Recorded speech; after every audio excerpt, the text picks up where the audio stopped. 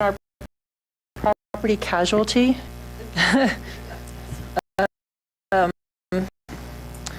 when we put that originally in the budget, it was just based on what Sir had told us would be for property casualty. We actually have a couple other insurance pieces, like excess crime and the bonding and those kind of things. So we needed to add a little bit more in there. So that's the 4,500. We did add a little bit more in for the LOMAR. The LOMAR was actually estimated to be about 100,000. We couldn't fund that whole thing back when we first originally did the budget. So we had 55 in there. So we can add another 30.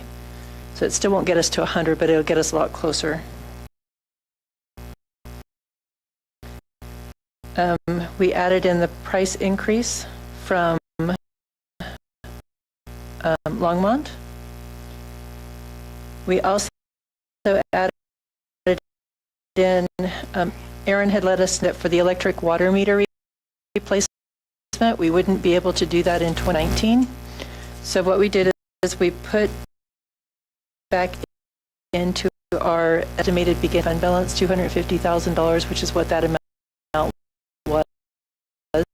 So we won't spend that in 2019, but what we did is put in $300,000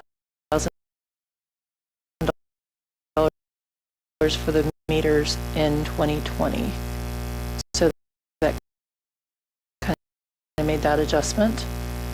And then we also did an increase for Trident. When we did Trident in 2019, we actually put in as a CSO employee to CSO employees. So when we took out those as employees, we didn't add into the Parks and Rec piece. So we added those in. And just some final things, the dry storage for the public work yard. Yeah, work yard, there we go. Trustee Caravis had requested that we put that in there because it's something we really do need.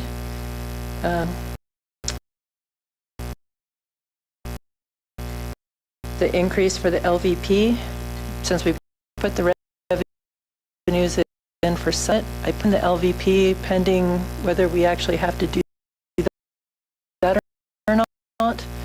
And I put it in at the 190, which was the end line estimate. So we added another 30,000 there. And then Dave let us know that the carp went into the ponds, of course. We also need to do some aeration in there, and so we put that in for next year. So that's going to be an additional 27,000. So do they live totally on the algae, or do you have to do anything to maintain that at all?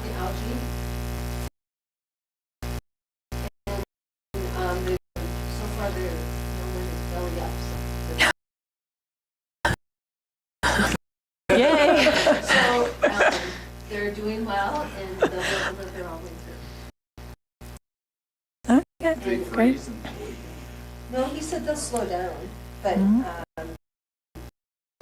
they'll be fine at the bottom. We don't have to supplementally feed them or anything like that.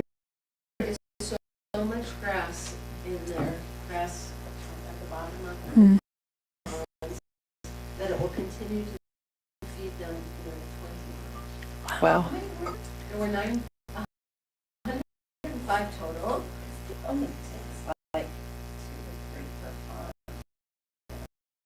Oh, no, it was all scientifically figured out by their mass weight, their largest weights. And he said we won't have removed any or adding, we should balance out at that amount. So there's 12 in the pond and the remainder. So 5-6 years from now, it's clean, we'll have spent dinners at the restaurants. Ew. Ew. Very, very popular in China. I know. Ew. He said they're very much like humans. When they hit their 20-pound mark, their appetite goes down and they eat less. And so he said it will all balance out in the end. What's our lifespan? It was quite a while. Yeah, it's a long time, like 20, 30 years.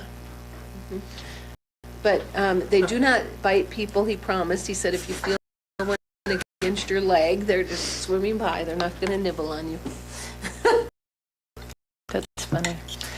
Something else we had talked about, we didn't do it with the whole board, but we did it with Mayor Sullivan, is instead of putting all of our reserve for clawback in the general fund, maybe splitting it into different funds. So we put $100,000 into the general fund, and then we put $100,000 into the parks fund, which would make sense because we are doing a lot of work in the parks area. So if they did clawback there, we could have a reserve there in that fund to be able to accommodate that. So you were able to find $200,000?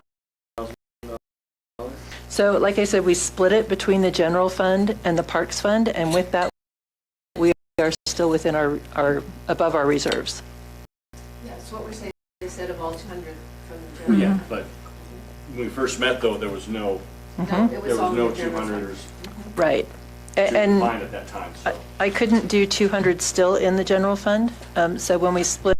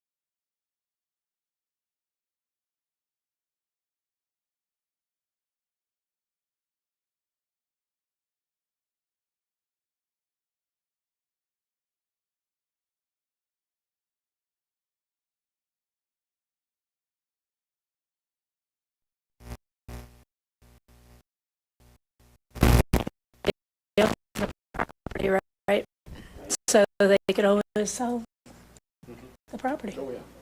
I mean, if it did, I don't know, I mean, the funding is contingent on the entire project, so I kind of agree with what he's saying. The thing I can think of is unless they have But, a similar agreement with the state saying if we don't follow through with this, we have Yeah. to pay back the 4 million. yeah, That's their risk. And also, if they do come in and go ahead and do all of their permits at once, we can always adjust our revenue numbers up at that time. What I'm concerned about is we would do something similar to like what happened this year, where we have all the revenue in there, and then it doesn't materialize. Then we would be kind of shooting ourselves in the foot. So, were there any concerns about the adjustments that we made? I guess the aerator must be necessary, it wouldn't be in there, but to me, the ponds were always kind of a less critical flood recovery item than a lot of other things. And like you're always saying about the park, here we are, that pond's backing out, here's another $27,000 that we have to do it, but it's not, to me, a priority spending item for the town is the ponds. There's a lot of other public improvements that are needed much worse than those, in my opinion. Something else we could do that I didn't do in this version is on that 27,000, if you guys wanted to take that from Conservation Trust, we could do that as well. So we'd have 20,000 going in from Conservation Trust in 2020, we could use that money instead of using Parks and Wasn't that on the Rec. wish list, though, of the ball field storage? So, same thing, we got our priority needs for the Conservation Trust Fund, too. yeah, I don't love that. Okay. I'm just Yeah. throwing it out No, there it's for a- your Yeah, consideration. Go to ball field lighting, I think Yeah. they're much more used. More people. I have a question for my colleagues. As quickly as the clawback disappeared that we saved for the first 3 years, if there's money to be found in parks to put another 25 or 50 in, start rebuilding what we. I'm just concerned because I guess to offer that if we could find maybe instead of 200 a year, 250 a year, if possible. And of course, maybe 3 years ago it was easier to do that than now, and then we're coming to the end of the project, so we've got money to pay back to the state. Say we don't save anything, we could throw the dice, 7-10 years out, a $7 million bill comes due from FEMA. What is our borrowing capacity in today's, we can only guess what we know now, what is our borrowing capacity, what do we have? So How do you typically, pay that back, say that bill comes, but say it's 2029, but say today's 2029, what do we have now? so typically you wouldn't be able to borrow money to pay a clawback like that. You would borrow money for capital improvements, or you would borrow money for something like that. You wouldn't be able to borrow money necessarily for paying back the federal government. What we would probably do is hopefully negotiate something with them. That would be the best option, is to figure out how to, to figure out some way to get either it forgiven or get it resolved in some other way. You typically wouldn't bond, or you wouldn't do any kind of a note for something like that. Try to save more, or just run the risk doing the best we can with 200 and hope to God we don't have anything more than 3 million 10 years from now? Well, my thought has been from the beginning that we should have a 15% of revenue contribution to the bottom line. We haven't done that. We've done sort of the best we can. I actually think that we may want to consider something that large corporations do, which is that each department declares a step back, so that if additional funds are required, they've pre-agreed and looked at their budget and prioritized what they can cut back in order to produce a bottom line of A, B, C, or D. So if you need another 100,000, this is the step back. If you need 200, so forth. Something along that nature. So you're actually planning ahead of time to, what your action would do instead of scrambling if the Bill all of a sudden. And I don't like the idea of scrambling, but I'm just throwing it out there asking. I'll throw out a different opinion. I mean, I Well, don't that's what I'm disagree. I asking. think it's always good to have a plan like that in your back pocket. But what we've done over the last 5 years has actually served us pretty well, which is to have $200,000 a year, roughly, give or take, available for things that are more or less projects that still needed to be completed to keep other projects moving, and have been able to contribute that to keep things going. The scenario you're worried about, I don't think there's a great answer for. We're never going to be able to pay a $7 million clawback. If they want to come and try to get it out of a small town, I guess they can try. Good luck with that. That'd be my answer. And I almost feel like, to some degree, not having that money puts you in a better position, maybe, if that were to happen, than to squirrel too much away and not be doing the things we should be doing for the community with it over time. I mean, having some reserve for it is very wise, and I think that we have done a good job of having that dollar amount, because those things have come up, and it shows that we're contributing to the recovery process. But a town of $2 million general fund with a 30% recoupment rate on $70 million of recovery, why would they even bother, is my question. Why would they come look? I mean, they may come knock on our door someday and say, we need $1 million, or realistically, and then you do what you just suggested, I think. But I don't want to not do the things we need to do to prepare for that possibility of, I mean, I guess I don't know that there is an answer for that, because to do that, to have enough money for that scenario, we would have to cut back so much on public services that we wouldn't be able to do anything for the community. I think we need to do what you're saying to make sure that every board, probably for the next 10 years, does what we're doing now. That's what I think the message should be, is that in every budget for the foreseeable future, you need $200,000 or so. You can maybe reevaluate that number. I mean, That's if what we I'm want to asking, make it is just- 250 or That's something what I'm like that. asking is- But I think we need to maybe not, the whole nuclear scenario of them coming back and wanting this ridiculous amount of money that there's no way we could possibly repay. Right. Because then I think what we do is, if they say we want $1 million, say, look, you know what, we have contributed X dollars every year since this started. We've put $1 million or $2 million, whatever it ends up being at that point in time, toward this recovery. So maybe we get some credit for that in that negotiation, and we can show that. And that's good talking points too for the state and for whoever our legislators are that we will be bringing to the table to help us with that discussion. That's my 2 cents. Because I hear you. I had this conversation with Joe Nagoose, and I keep saying that this is like their nightmare scenario. I'm not saying we shouldn't acknowledge that it exists. And he's willing to go to FEMA with me next time I'm in DC, just to say, this whole policy of yours that you can come back 10 years from now and do something like this is terrifying to a small town who doesn't have the capacity for that kind of return without shortchanging its citizens significantly. And so he's game to go there and talk to them about that. So. And actually, Mayor, I was going to talk with you about, Tracy and I would like to set up a time to meet with state officials again to talk about our matching funds and pay that here in the next month or so. Another side to the coin of, if we had so much in the bank 5 years from now to pay off clawbacks, but we don't get clawbacks, then whoever's sitting on the board at that time will be heroes. Right.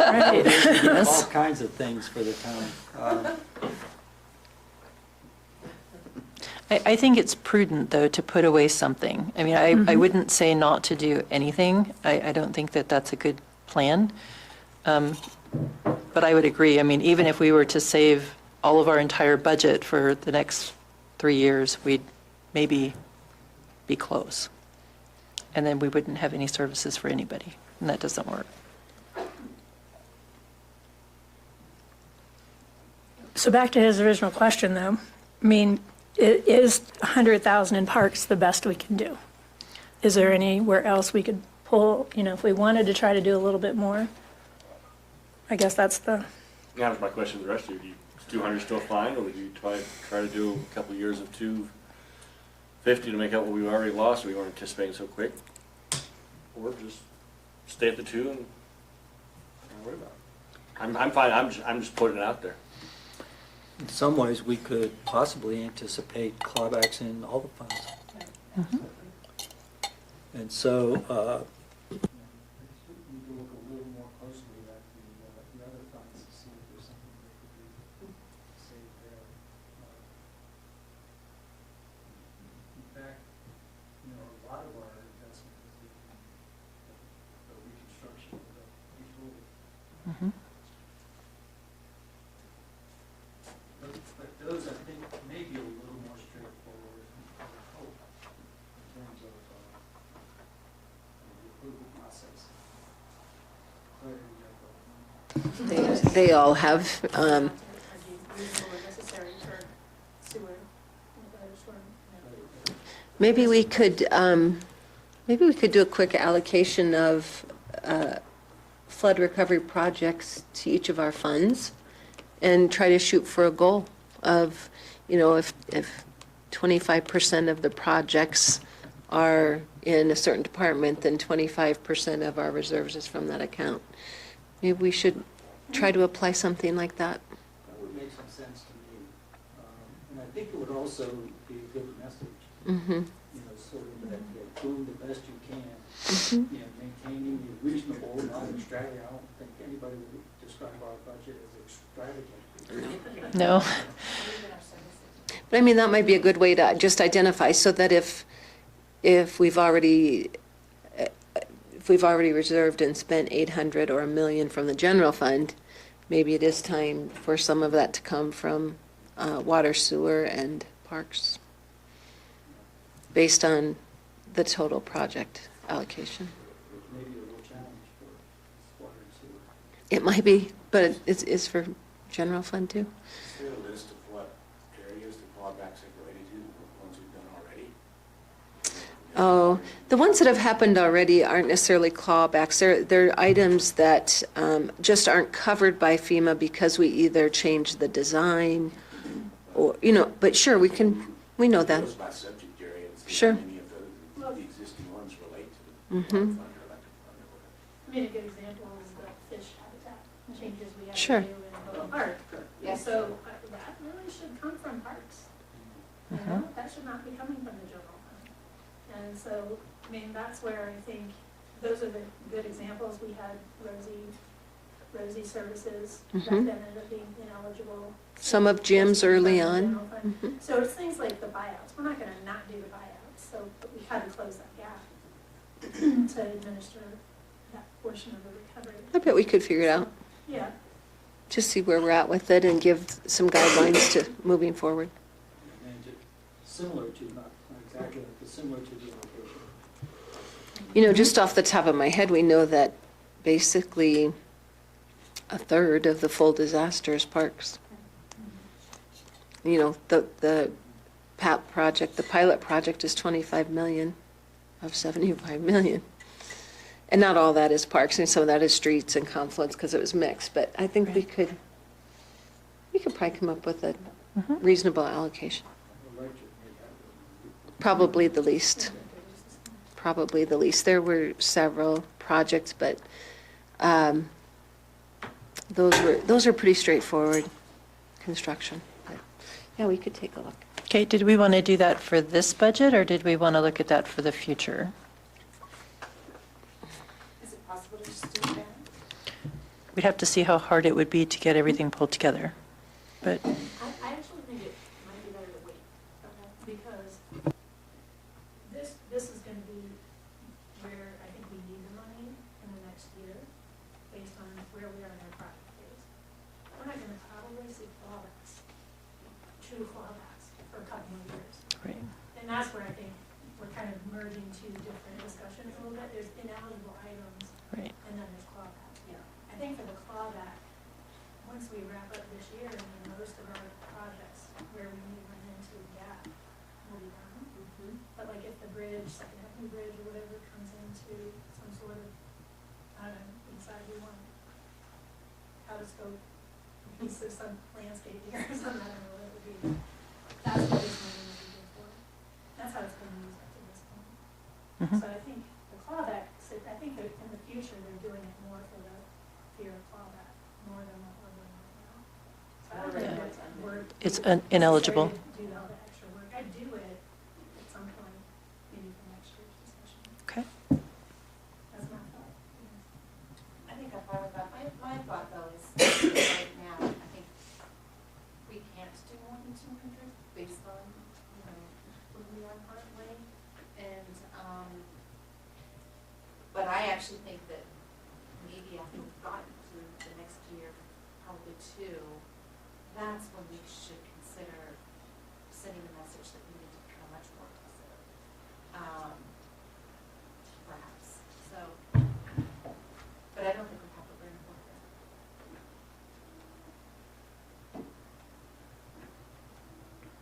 So nobody's, leaving it like it is for now.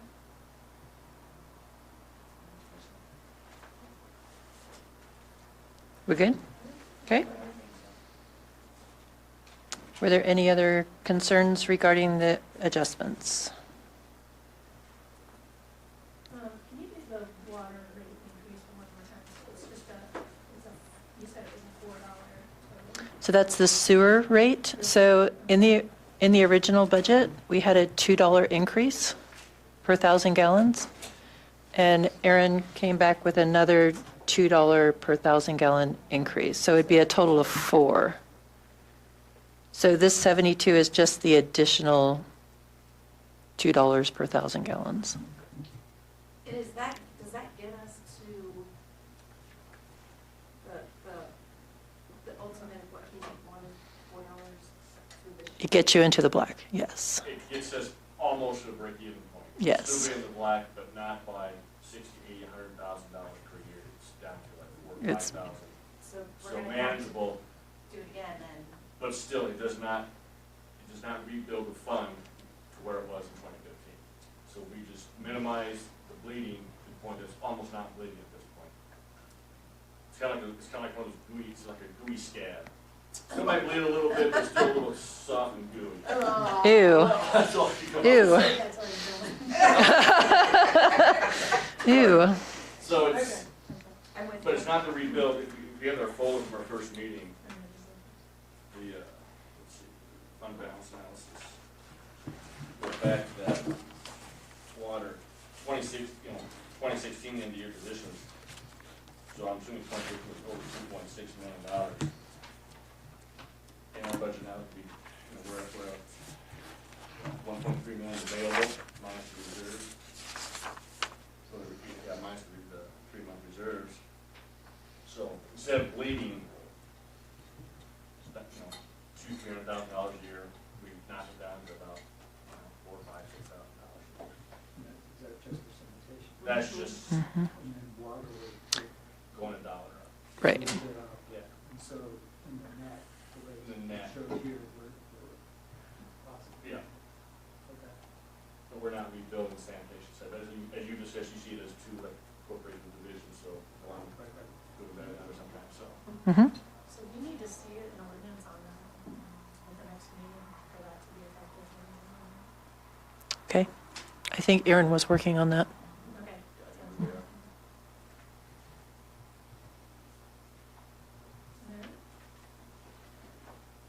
We okay with these? Okay. So let's kind of keep moving into other items that you want to see in the budget. So these could be things that you are interested in seeing in the community, or we can also look at the capital outlay request and see if there's anything on that list that you guys would like to fund that is not currently funded.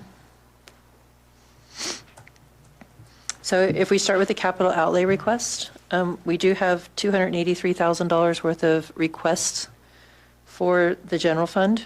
A lot of that is going to be the Safe Routes to School match, which I know we've been working on some donations and some other ways to fund that.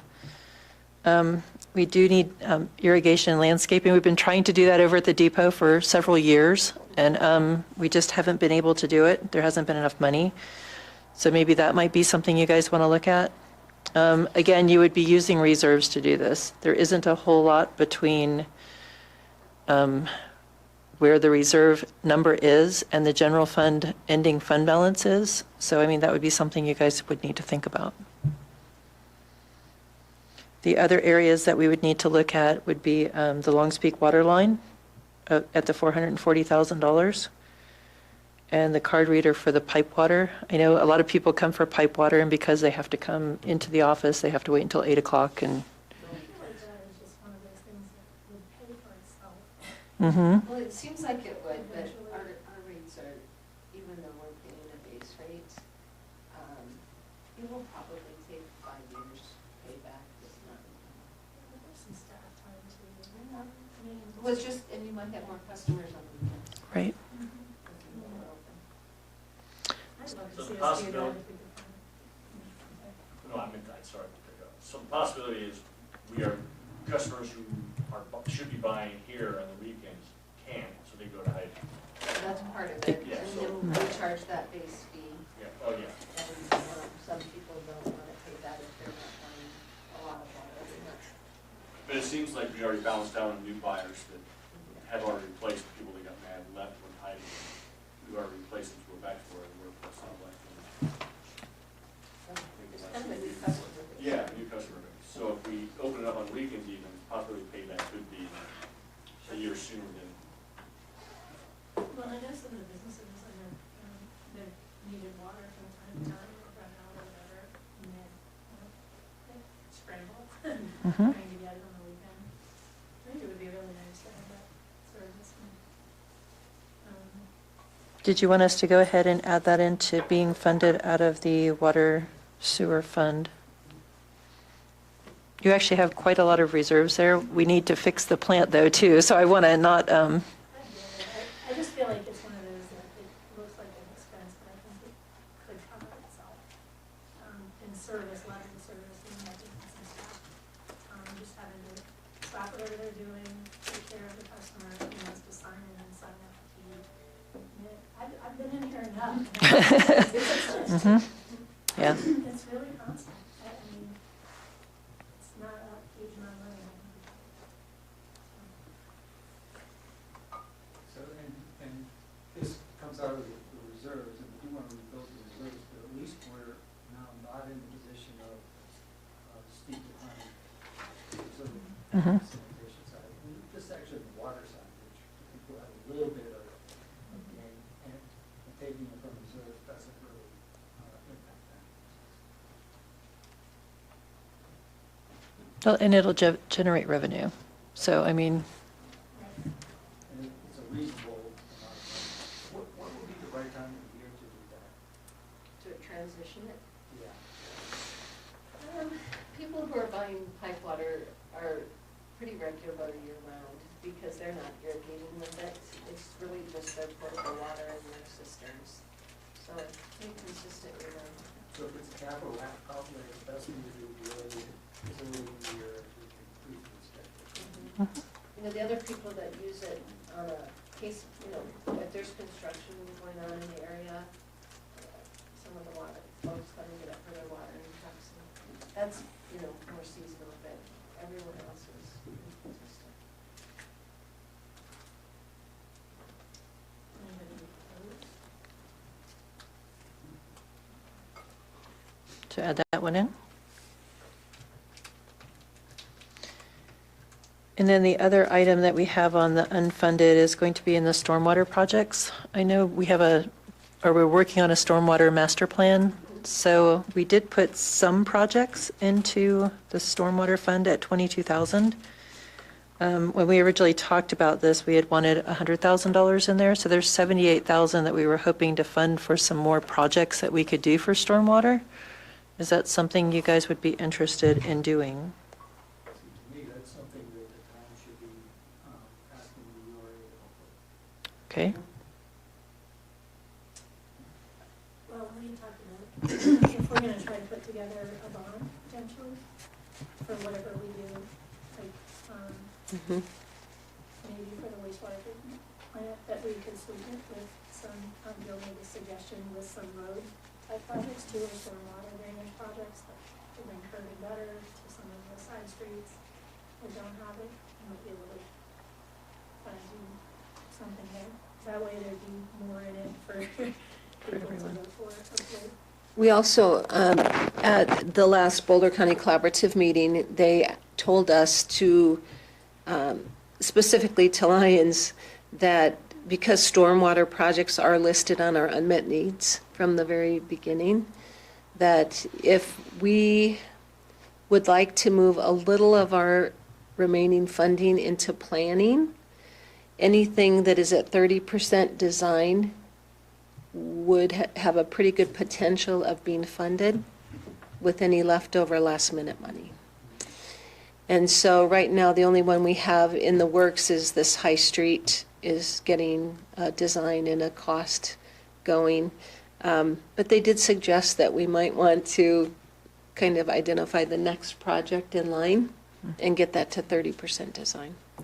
So if that would happen, we might be able to get by with just 22 of town money next year. You know, if there were some DR money that came forward. Or wait for the URA. And then tonight, I think it was in the consent agenda about doing the road study. The pavement, Pavement that's study. going to give us both pavement and some stormwater information. So that information would go towards what you are describing currently. Toward it, but then we need to pick the next project and then get it designed to 30%. But it gives us a priority list. Go ahead. The stormwater study that was done, we Mhm. have, High Street is not the answer. I mean, we're working almost backwards if we pick High Yes. Street. Mhm. Because water actually comes from up top, further up. Starts on the county property, which we don't have any control of. So the next issue is, once we That's fix a big part of High Street, multi-million fix dollar. that 2-year, 5-year event that floods Mhm. some roads on Main Street. We're about that 20-year event that comes further up. So that's where we've got.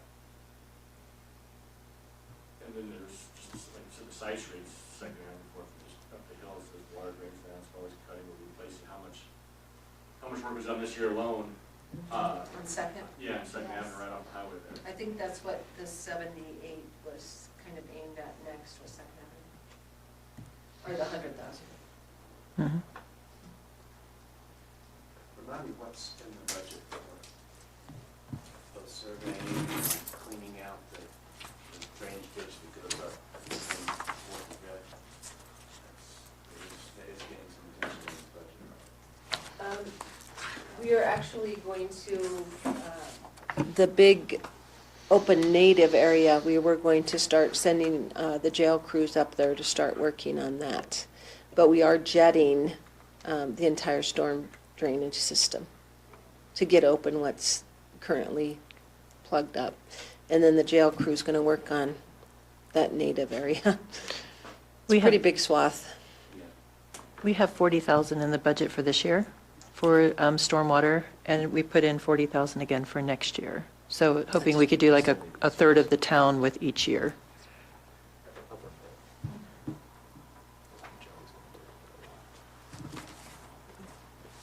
I do believe the study we, if it passes the consent, that's our last piece of this. This board and previous board talked about getting that big CIP project list of, that we talked about, low hanging fruit, what overlaps the open street, what can we do, and all the layers, and do one thing. This should be the last piece of the stormwater survey, pavement, pavement, the water, and electricity, so we should know. jetting. This last one, we should then know, is the staff has to go through it all. Maybe get us those lists of what's the priority here, there, and everywhere, and what can we do easily, quickly, and get more thinking about it. So is there anything else on this list that you feel strongly about either funding or not funding? I just had a question. From reserves. You guys talked about the last time, but what are the golf carts for? The utility golf cart is what the guys are driving around town. They find those much more functional to do parks and streets than the big pickups, so they'd like one more of those. Also, then we're gonna be able to leave those in town and not out at the new Public Works building, so they can access those from here. The golf cart, four-seater was more of for admin staff to, because they go to the post office twice a day and they just run around town, and it's also touring. We are always economic development kind of issue, yeah. So if one of those had to go, it would probably be the golf cart versus the utility golf cart. Also, we The smaller talked, vehicles are I think easier you- yeah. to do work in. I've been using them for Oh, I think several I think decades. it's a great idea, They actually, are- to have a town golf cart. I think it should be wrapped, like in the advertising. Yeah, it would be. Like, it used to be this I think they were looking at doing the golf Lions vibe thing and Yeah. making it really cute and making it big enough to take a small group of guests. But in Be able the, to store one at that new shed for the golf, for the parks out there in the park, no park, the storage unit. the baseball, softball Yeah, storage that's- unit. oh, I don't know if that would I don't know. have enough room, but I know they were just planning to use the brown building Sheds, next door for now, yeah.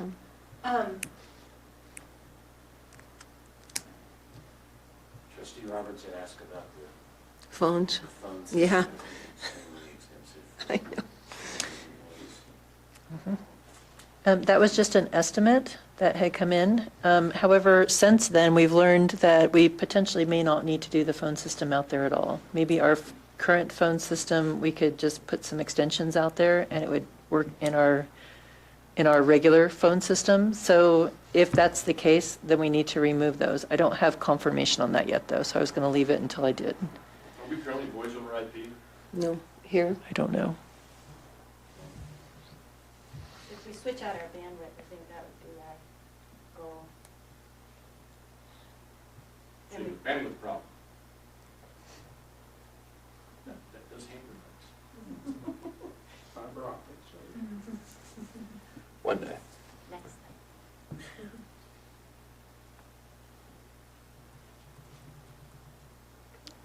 Anything else on that list? Know that I have EcoPass. okay.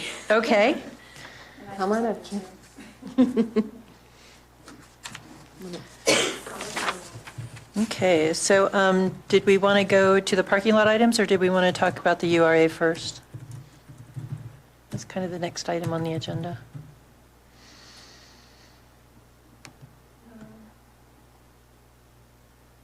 I think you can go in order. Just- Okay. Okay. We didn't get a chance to talk about it at our other workshop, so I know we had a little bit of question about the URA. So in the URA's budget, we have a transfer from the general fund of the town of $10,000. So that's what I have at this point. Is there any concerns or questions or things about that? There is some, maybe the likelihood that we'll have to get some other expenses for Mhm. mediation. And those are- Is that?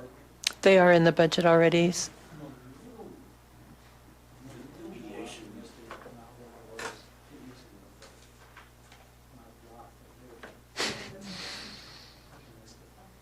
Okay. When Caitlin gave me the quote for 2020, she had anticipated having the mediation piece in there, so that's already in there, hopefully. I'm sorry? Thought I remember hearing that too. Mhm. It's in it. How much transfer then for the vehicle? It's 10,000. A little over 10,000, So yeah, we anticipate that. yes. Mediation costs roughly would be roughly 20,000, down there, leave 10,000 for the attorney's fees for the rest of the year. Well, once we get through that, hopefully we don't need to have them at every meeting and could do more by phone. That brings up something though too, is after we get done, since we're already starting negotiations, it's all done, we finalize this thing, do we put out for bid? Is it an offer? Because you are in, the type of law is no different than any other type of law. Yes, that firm originally wrote stuff years ago. Well, there's law that we're practicing now that was written on books before he was born. Well, you can practice it, that's go to school, that's what you do. downtown firm, Sure. parking for That'd every be up to them. employee, marble floors, liquor cabinet. I know the game will be coming, right? And we don't have any of that, just to be clear. Law. I'm sure there's people that can do the exact same thing for URA that are based out of Boulder, Longmont, Berthoud, Loveland, and aren't paying downtown rent. The staff person for every attorney and parking and downtown rent. I'm just saying, because a lot of big firms is, the philosophy is, you can just, I'm just kind of narrowing down different conversations over the decades. If an attorney brings in a certain amount of money, now attorney collects about 42% of that money. Some attorneys, 12% of that good. Also attorneys that work hard, like, well, I want to get home 75%. So we get marble floors, liquor cabinets, high-end downtown living, it just depends. So is it worth putting out for bid to see what's there? We may find none, we're getting a great deal. I think it's a good question for the board on Thursday. But it's budget, so it's coming out of Well, the budget, I brought don't know up. if it'll change though what we do budget-wise, because we would still have to go through that process. Right. It would take time. The warrant board does not meet as often, and so I totally agree with you. I think that it's time to probably RFP for that, those services. Because it was never RFP in the first place. We started out as a program. But, right. I think something that this board does need to kind of consider is the admin fee. So because town staff is used to do things for the URA board, it would make sense that there would be some kind of an admin fee. When I worked for the city of Lafayette, we did a 5% for our GIDs. When we talked to Caitlin, she suggested a 2%. So do you want to do that of revenue or do you want to do that of expenses? So I mean, that might be something that's a conversation for this board is how much do you want to do? And also weigh in that you want the money in the URA also to go for the project. So you don't want it to be drawing so much that you don't have enough for your projects either. So just kind of think about that as well. My thought immediately of that is to do a reasonably precise estimate of the amount of staff time. Okay. And then look at what administrative fee might at least relate to that. I don't, because I think nailing it would be difficult, not very difficult. But at least making sure that that the administrative costs are, charge, if you will, is related and not inconsistent with the actual. Okay. Yeah, but we do this actually, my work as a foundation, in addition to the association. We just went through this process of trying to figure out how many hours are we spending on these activities and those activities, and where we ended up actually landing, saying, it would just, we did all the exercise and said, okay, the number's about right, once you kind of know what that number is. But as your activities grow on both sides, we said this percentage, and for us it was just 1% of all the association's revenue was going to be allocated to the foundation as an in-kind contribution on staff. So basically, it's a net on the foundation side. You have the in-kind contribution equal to whatever the staff time is. So you never pay them anything. You're just basically kind of taking money from one to the other. The other never shows a benefit necessarily because they spend it immediately when they get it. But you always have this kind of, we're here to make sure that's successful, and it's never going to be big enough to have its own staff. So how do you just come up with a number to support those activities? That way, what's nice is it gets really clean. It's something you can predict from year to year and not have to go through the announcements. Everybody can check, all the time. You do it once to get a good estimate. Yeah. I think that would be a good way to think about this is just how many hours per month you spend doing the budget and the financials and how much time do you spend with Caitlin and negotiating and meetings, and come up with that number and then see what percentage that is of the town's general fund, for example. Okay. If you're using 2%, you can't put like $300 or something like that, which Mhm. seems to me woefully inaccurate. And even if the WRA, in the foreseeable future, can't repay whatever contributions you made, I still think it's important to keep kind of a ledger of what the town has put in terms of administrative costs. Because who knows what's going to happen with the WRA. If something big happens 10 years from now, you would want that on the books Yeah. to be able for the town to be able to say, set this thing up, put this much money into it, if there's ever any excess, and we'll be able to get back on the same line. Is there a way to track actual out-of-pocket costs on that WRA, such as post meeting notices, publications, copying, that type of thing? I don't know about copying, but publication notices certainly are documented. And there's not a lot of it, right, I guess, with URA. We publish notes in each URA meeting, paper, at least to just show how much is in town put into the URA. So if Typically, you get the same percentage that staff represents of total salaries for officers. Yeah. Like an overhead kind of number, yeah. Okay. I don't know if you answered any of your questions, but. Well, it was a good discussion. And so do we want to leave it like it is for now in the budget, and then we'll work on this for next year and kind of decide where we want to go? I think that the amount of time staff spends right now will change dramatically as the negotiations get completed, and we're just down to like a normal working thing. 3% in, and then we'll just adjust it to I actually put 2% in. Yeah, it's not. Mm-hmm. and then we'll adjust it if it seems like things are going to resolve. Okay. that thing can just seem low to me, $300. Probably done that in a week, some weeks, based on 90% of this stuff. So it's a, I would say up that. You said you did 5%. We did 5% for the GIDs. Mhm. In In Lafayette.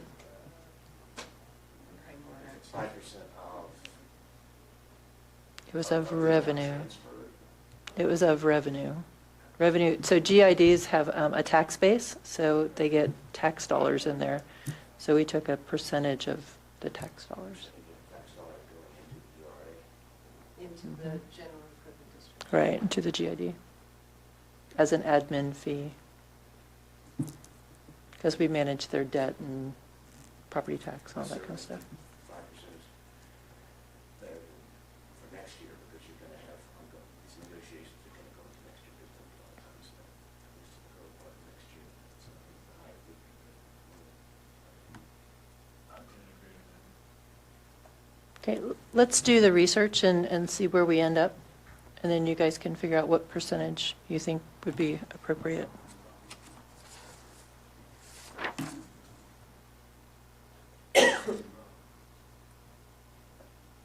Anything else on the URA?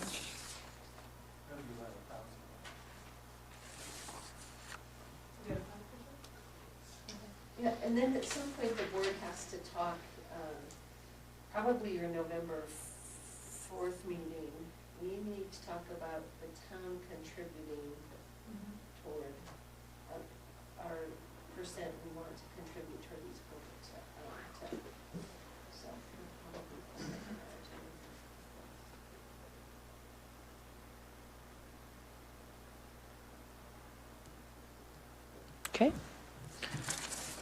Okay. Next things are the parking lot items. So we have some budget-related items. This Summit Tamburello revenue and expense, I think we've already talked about that because we made the adjustments in our budget adjustments.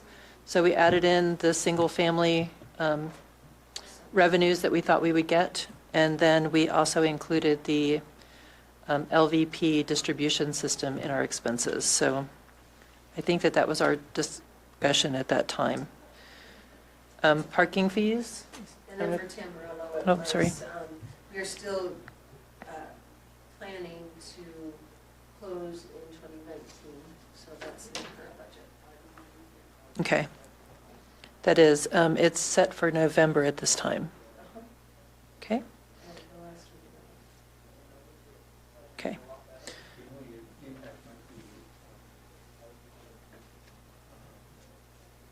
Interest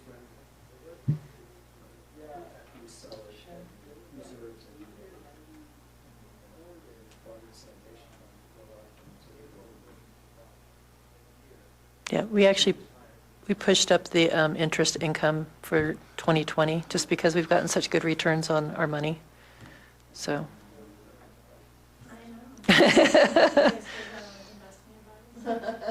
actually, Colo Trust does it for us, so there you go. That's the best advice. parking fees you talked about. Yeah, parking fees we talked about. Did you want to go into more depth with that? Do Kim, you want to discuss that further? So right now, it's in the budget that Laverne Johnson would go to $10 per 4 hours on the weekends. on the weekends. And $5 the rest of the time. Yes, And and Bone Park would stay at 5. all the time. I think it just feels really high to me for parking. I mean, I think if people were like, I'm paying And it- entry fee or admissions fee to go to, I don't know what the comps were, I remember you named some. Boulder Reservoir and, Boulder Res, I feel like I get it, but it's parking meter, and I mean, I can't think of anywhere where I've gone somewhere and paid, other than it was like a special event, you know, where I paid something that high for We parking. did some kind of, can you still signage at the pay-as-you-park sign that said your parking dollars go toward. Would that be helpful? Or not? That's another sign, though. Because we can't charge an admission or entry. Yeah. No, And so it really, I mean, if. What is it now for weekends? It's $5 For 4 hours. 4 hours. For 4 hours. it's a 100% increase. For just the weekends. Just the Right, but the idea was that the weekdays could stay the same. But it's pretty, I mean, on the weekends, it's pretty much packed, right? Yeah. I mean, More it's, than- and people are parking along our street On top of it. on top of it. So I mean, it's, I don't see it's gonna turn people away, except perhaps get them to go to Bone Park. I think they'll just park on the street and try You'll to, shift who's on the yeah, street. you'll shift who's on the street. Those that won't pay 10 will shift to the I don't street. know, if you're bringing in a large group, that's a lot of stuff to haul down the road and into the park. And then Crystal checks everything. It's kind of a pain. But we're doubling our dumpster space. We're building a whole new dumpster area, doubling the pickup time for trash. That's where the cost is going. The bathroom costs and having professional cleaners and having Trident, those are all because the park is so overused on weekends. And it's paying for all that. And someone should be paying for it. I don't think it's gonna be a problem. Well, I mean, I don't know if you guys got the analysis, but Boulder Reservoir charges $7 per adult and $4 per child. So, and that's regardless of how long you stay, so we figured that was $22 a family to enter, if you have 2 adults and 2 kids. And then Union Reservoir, Old River, and Longmont charges $12. You know, it's a flat fee, so regardless of how long you stay. And then, I mean, if you think about the expense to go up to Rocky Mountain National Park, to go into the park, and of course, that doesn't stop people from going, it's really expensive. It's like $25 a car. Mhm. And I, because we've done it now a couple times. So, if it's, I just think on a weekend, I think it'll be fine. You're gonna have people that are gonna do, I think that will do it, and you might move people to the street, but those people were parking in the street anyway. They weren't willing to even pay the $5. Find out like, in Memorial Day, and if it's not working, could we, go back as an idea. Well, but we have to budget, We need it in the Oh, budget sorry. now. yeah. Right. Would you feel better about a step, like $8 That's what I was or thinking, $7? I mean, I totally get what you're saying. I know we've put a lot into that. Money in that park that we've done. I completely understand. That's what I worry a little bit about people finding ways around it. I mean, I think they will bring 2 and 3 cars instead. And But they like, already do. You put 6 or 8 people in every car. I mean, just to kind of like bring more people to carry everything in at once, you know? I mean, do you have a sense for what percentage of people really stay like all day versus people who, I'm worried about the people who want to like go in and eat lunch over there for an hour or two. You know, there's a lot of people who do come and stay, but I think there's also a lot of people who just kind of want to see it We and have spend a the few hours with their numbers kids. for, you know, weekends, you do see people pay $10, like at between 8 and 10 in the morning, which means they're staying all day. But it's pretty small. It's probably 10 to 12% of the total payments that we get on a daily basis on a weekend. And then, you know, this year, it was so nice. We didn't have any rainy full weekends. We were at 100% occupancy every weekend. So, I guess to the point of the person who's coming in just to picnic, it's hard if they're not there early enough to get a space unless somebody leaves, and then, you know, as they open up spaces starting around 2, because the morning crowd, people leave to go do stuff. Maybe it's not Makes by some sense. 4 hours. Maybe it's $2 per hour. We did talk about that at one of the budget meetings, We didn't we? did. And just, I think that could become a little bit of a enforcement of going, you know, Yeah, you'd have with the 4-hour blocks and paying a flat fee, you know, and we really do feel like people are paying to park. We're definitely seeing that in the numbers and saw it and with gate attendance. But then we really need to think about having somebody go around and look and be like, it's 1 and this goes till 12:46. So that's, but we did talk about that and as a $2 per hour. Always charge $25 to park on the street. There you go. Entrepreneurs. What's the sense of the board? Yeah, what's the sense of the rest of you? I'd say $8. It's all credit card, right? So Pretty $8 is an easy thing versus 10. You have to, you I don't mean, make because a you're lot of just doing it on change. your card. We take both. It takes cash too. Boy, that's a great question. Because then you have to, oh, well, you could have to make change anyway, so. Yeah, I bet if it's $8 in cash, you would probably end up with people paying 10. Not having to make change, because the machine cannot make change. Right. Mm. So unless they go up to the change. If you go up to the shower machine. Oh, There's a gosh. shower machine and you get change. You don't know what percentage pay by credit card? Yeah, we should. We can, just looking at it and kind of knowing, and Jill probably seeing the amount of cash deposits versus the credit card just goes right into the account and does that switch every night. I bet it's 60 to 75% pay with I mean, the typical business these days is almost 80% credit card. Just even small dollar purchases are credit card. So, I mean, I'm guessing it's at least 60 Yeah. if it's comparable to every other merchant out there. I'd feel more comfortable with 8. If you keep the 10 and go to 5 hours, give them an hour? Or does that screw up your, It doesn't help those people who are just coming for a couple hours. well, I don't think it's going to affect that at this I point. don't The either. I don't weekends. think on the weekends people are doing that. We could, During the week, I think they do. and then you would charge 5 for 5 hours at Boom. Or keep it, no, keep it at 4 hours at Bone, and that alleviates, hopefully people keeps the pressure off Yeah, here. is that the idea? Yeah, Yeah, keeping Bone the How do you same. feel about just spending $8 for 4 hours over in Johnson on the weekends? And is it seasonal or all year round?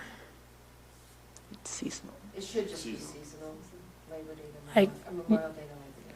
Or May 1st to October 1st or something like that? Yeah, I think that makes, Paper from a swing seasonal there. perspective, that makes more sense. Mhm. Okay, let's try that. Turns Will that out- The affect $8? bottom line on the budget? budget. It will. It'll pull down the revenue that we have in the adjustment. So I don't know without getting all the information, but we have plenty of room between where we're ending up and the reserves, so we should be able to absorb that. Is everybody good with? There wouldn't be anything to prevent us, if for some reason we feel like we really needed additional money, to raise it in July. Sure, you could do that. We could do that? Yeah. I mean, you could track it for May and June and just see how it's going. If we notice any uptick and there are more cars on the street and open parking spaces, we'll get a sense for, it's, yeah, unlikely, but you never know. So I just want to confirm, so $8 at Laverne on weekends in the summer season, $5 Monday through Friday, and $5 at phone every day. Mhm. Okay, Okay. Keeping it at 4 hours. okay. Done. Okay. Transportation, so EcoPass? Yes. When it comes back here? Sure. Do you guys have the sheet that I submitted? It was in the packet, It's I in the believe, packet. the memo. But I'd like to ask about lines, arts, and discussion. So we only have like less Yes. than 10 minutes left, so can I just start off, and here's my question about the EcoPass. I mean, it's getting really expensive, and ridership isn't moving, or at least the number of passes isn't moving. I guess my question would be, is there any reason why we can't have a sliding scale based on income for how much you pay for your EcoPass? I mean, if the value is really $2,000 a year to have a flat fee, when our median household income is high and the median house is $560,000, I'm happy with $30 for someone who's an hourly worker and, you know, coming into Lions every day to work, or the opposite direction. But I think if you can pay more, we shouldn't be subsidizing everyone when this is getting as expensive as it's getting. I don't want to lose the program. And I think it's really essential for some people.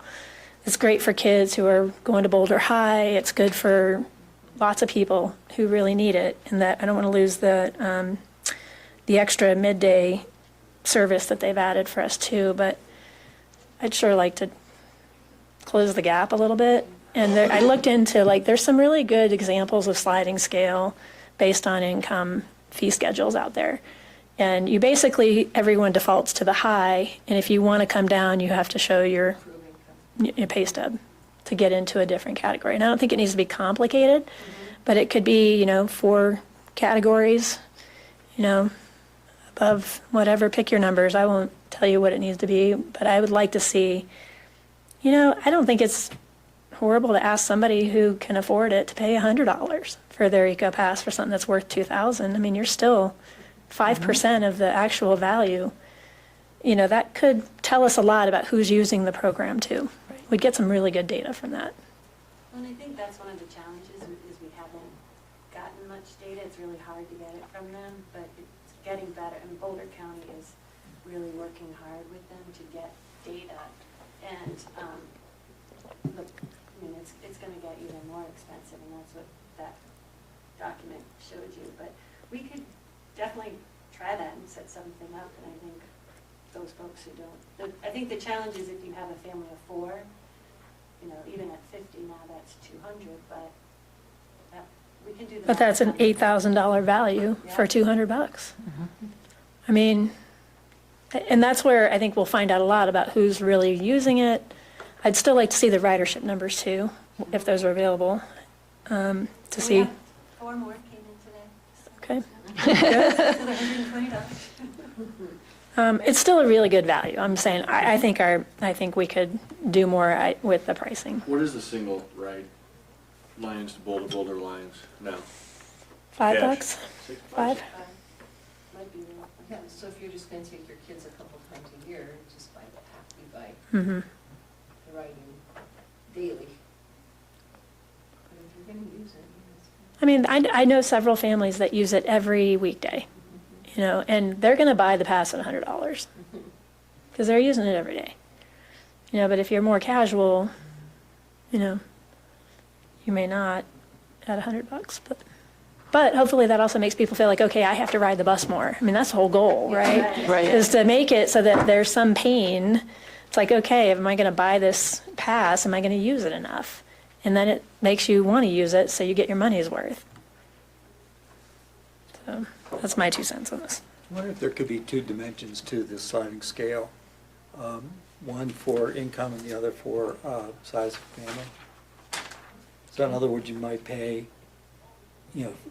someone on the sort of lower end of the income scale might pay $50 for 4. Just make up a number. And then somebody who's has a much higher income, and they have 4 people in the family, they pay $400. Yeah, you could almost, at the lower ends of the income, have a cap, more or less, but no cap at the higher ends. Do you Maybe. recall any of the sliding scale fees that you happen to see them on? They weren't for EcoPass programs, but they were more to give you some salary categories to aim for. Do you recall what? I can send them to you. Okay, I know. that's awesome. I mean, most of them, like, I think the top end was like at 150, so it wasn't crazy, but it was more to kind of get some categories down to the, looking at some of the AMI incomes. Yeah. When you get into the people literally making less than $20,000 a year.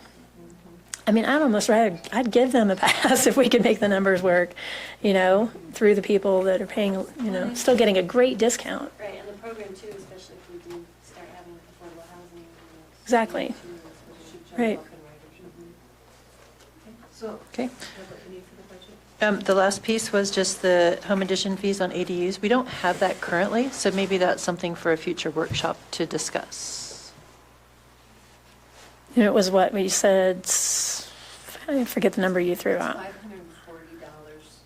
for I think that's right, isn't it, Jill, 540? I don't know.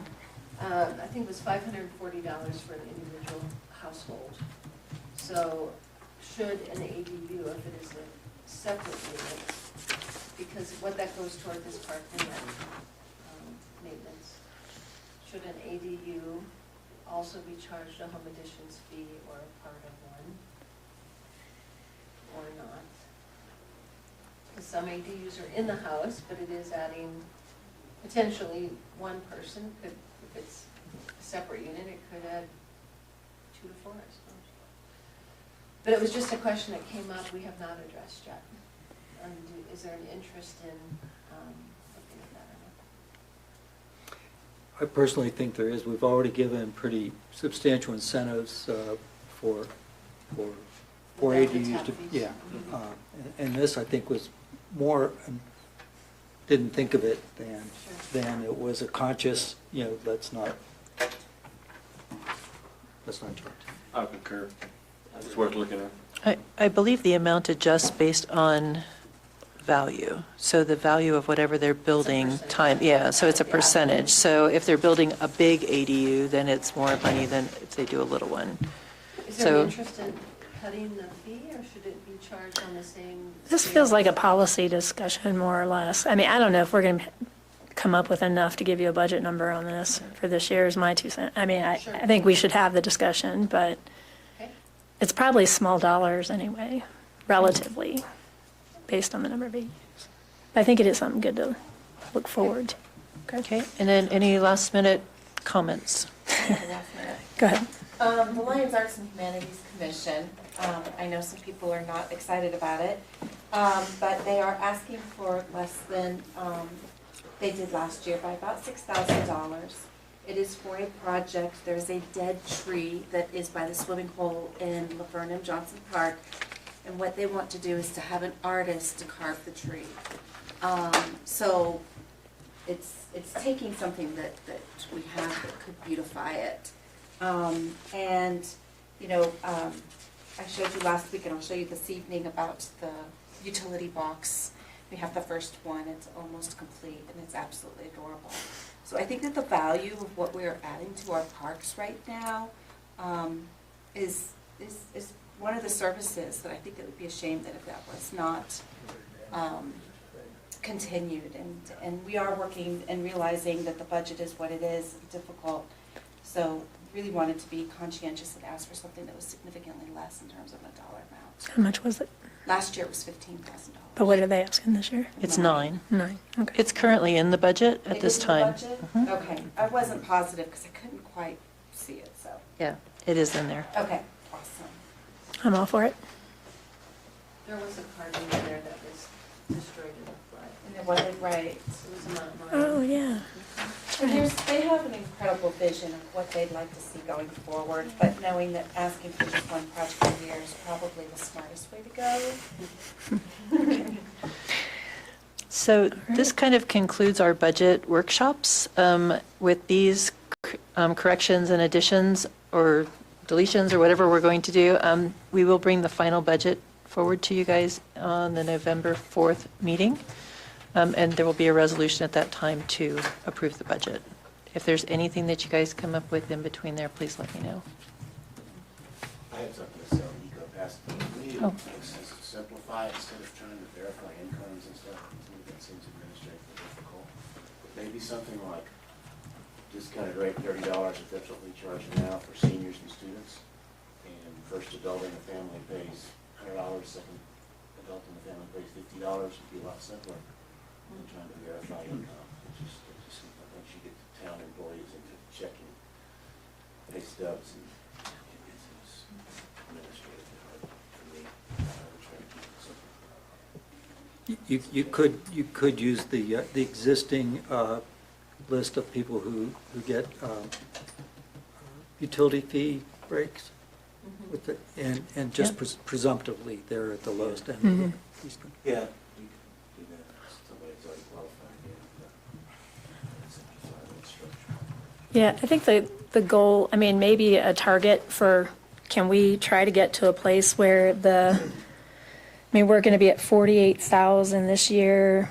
I mean, I'd like to see the program generating half of that as a target. I mean, can we get to that point where it's generating at least 50% of what it's costing the town? And then I like more equity to subsidize the people who really need it. If there's a way to easily identify them, I'm open to how you guys want to administer something like that, but I agree. All right, we'll take a short break and then we'll be back. Thank you. Thanks. Thank you.